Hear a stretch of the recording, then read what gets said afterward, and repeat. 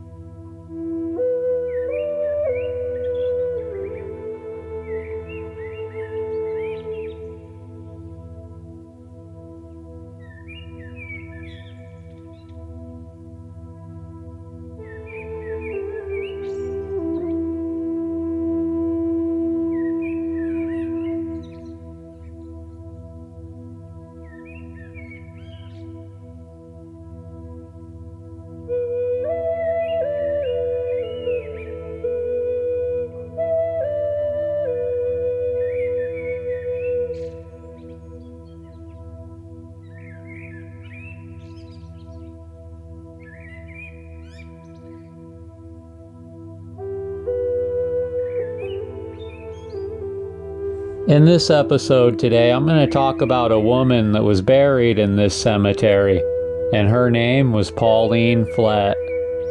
I found an article in the Spokesman Review that was titled, "Treasured Link to the Past Dies at 93. And it reads, Spokane Tribe Elder Pauline Flett dedicated her life to saving and teaching endangered Salish dialect. Members of the Spokane Tribe of Indians are mourning Pauline Flett, an elder who played an instrumental role in preserving the tribe's Salish dialect and teaching the language to younger generations. Flett died of natural causes in a hospital on April 13th, relatives said. She was 93 years old. Her death leaves only one or two tribal elders who are completely fluent in the Spokane Salish dialect, which Flett worked tirelessly to document over the course of 5 decades. Even in her last days, as her eyesight waned, she was known to spend hours reading and filling notebooks with meticulous notes and translations. She was determined not to let it die, determined to get as many people involved in the language as possible, said her daughter Laura. If the Spokane language has any future at all, it is indebted to Pauline Flett. Flett grew up in a Salish-speaking household in the West End area of the Spokane Indian Reservation, and didn't learn English until she began attending school. She was born in 1926, at a time when the tribe's way of life was being irrevocably altered. The Long Lake Dam had already blocked most of the Spokane River in 1915, and the Grand Coulee Dam went up on the Columbia River in 1939. Putting an end to the annual salmon runs that had provided both food and great cultural significance. Guided by a professional linguist in the 1970s, Flett was among the first to use a written alphabet to transcribe words and legends that had survived for centuries only through oral storytelling. She co-wrote the first Spokane English dictionary and updated editions, and taught the language at Eastern Washington University, which granted her an honorary master's degree in 1992.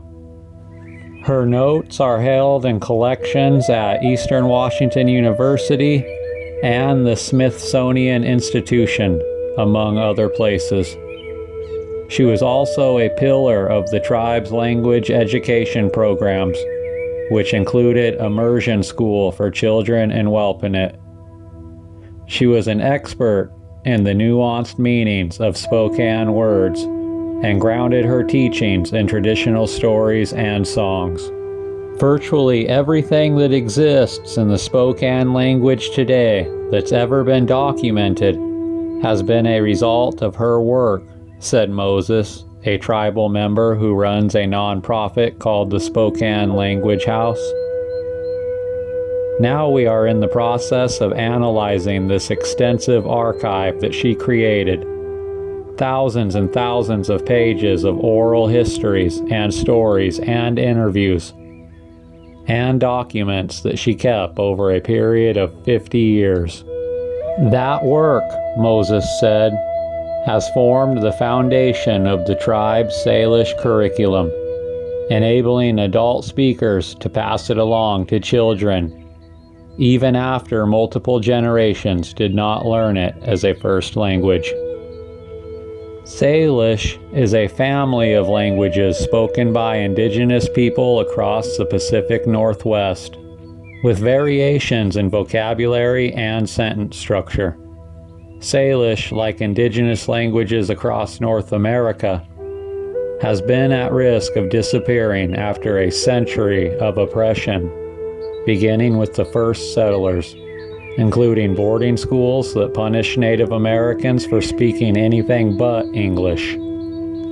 Flett's mission to preserve Spokane Salish began after she met Barry Carlson, a linguist and anthropologist who started working with the tribe as a graduate student in 1969.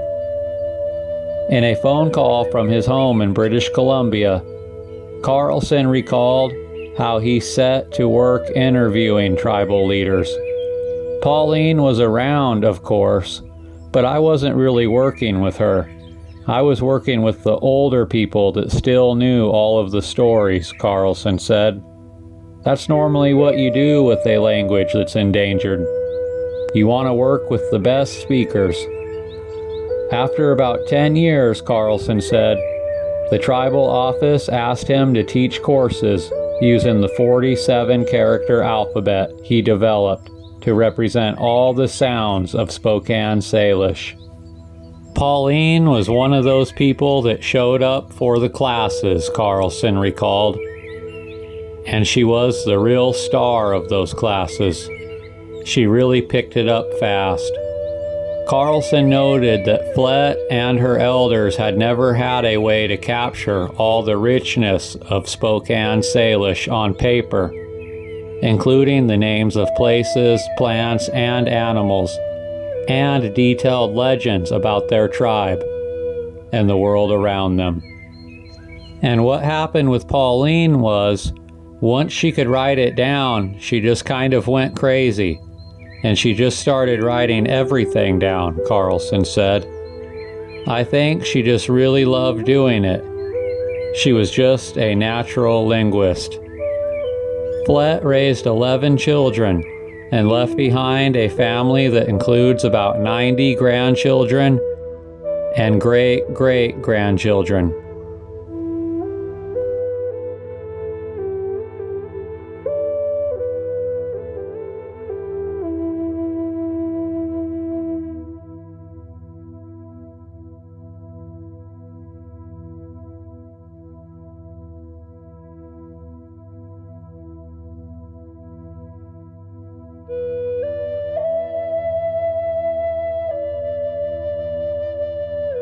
I hope you enjoy the rest of the videos of this really cool cemetery out in the middle of nowhere.